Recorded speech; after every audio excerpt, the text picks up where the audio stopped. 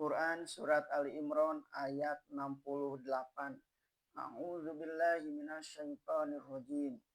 Inna awlan nasi bi Ibrahim lalladzina tabauhu wa hadzan nabiyyu walladzina amanu. Wallahu waliyul mu'minin.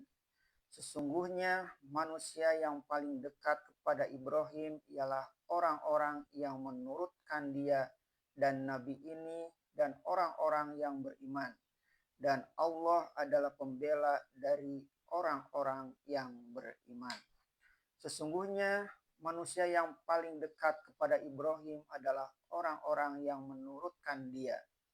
Dikala beliau hidup, yang menerima pendiriannya sehingga beliau pernah dibakar karena meruntuhkan berhala, pernah meninggalkan negeri tumpah darahnya karena tidak menyukai persekutuan yang lain dengan Allah, sampai beliau mendirikan Ka'bah di Mekah untuk pemusatan kiblat dari manusia-manusia yang percaya hanya kepada Allah yang Esa. Tiada bersekutu yang lain dengan dia, maka yang mengikuti ajaran itu waktu beliau hidup dan memegang teguhnya setelah beliau meninggal, itulah yang paling dekat kepada beliau.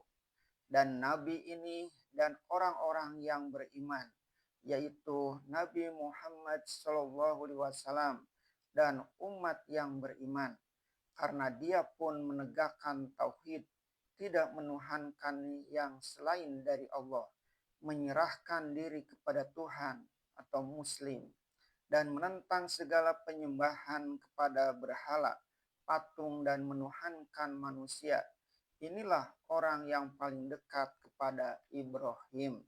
Dan kamu sendiri pun, meskipun sekarang mengakui Yahudi atau Nasrani, kalau kamu memang ingin dekat dengan Ibrahim, baru akan tercapai kalau kamu kembali kepada ajaran Ibrahim yang asli, yaitu ajaran yang asli yang masih terdapat di dalam Taurat dan Injil yang kamu pegang itu. Dan Allah adalah pembela dari orang-orang yang beriman. Dengan ujung ayat ini, Allah menjamin bahwasanya apabila orang telah beriman benar-benar kepadanya, tidak lagi menduakan hati kepada yang lain, tidak memandang ada yang memberi manfaat atau mudarat dalam alam ini selain Allah, orang-orang yang demikian pasti dibela oleh Allah. Sebab orang beriman tidak mencari perantaraan dengan yang lain buat mendekati Allah, baik dengan berhala atau patung maupun dengan manusia bercabang tujuan dengan yang lain. Tandanya belum beriman dan tidaklah Allah akan memberikan pembelaannya. Dengan ayat ini dapat hendaknya kita pahamkan bahwa yang dimaksud dengan Islam Ibrahim itu adalah pokok ajaran tauhidnya. Sebab menyerahkan diri kepada Allah, menolak persembahan kepada berhala adalah dasar pertama segala agama. Dengan sebab itu dapatlah dipahamkan bahwasanya bukan Ibrahim saja yang Islam, Musa dan Isa al-Masih pun Islam.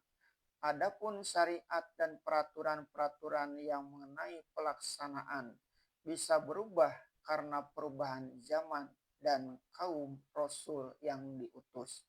Oleh sebab itu pula, Yahudi dan Nasrani yang kembali kepada pokok ajaran kitabnya yang sejati disebut oleh Islam dengan Ahlul Kitab.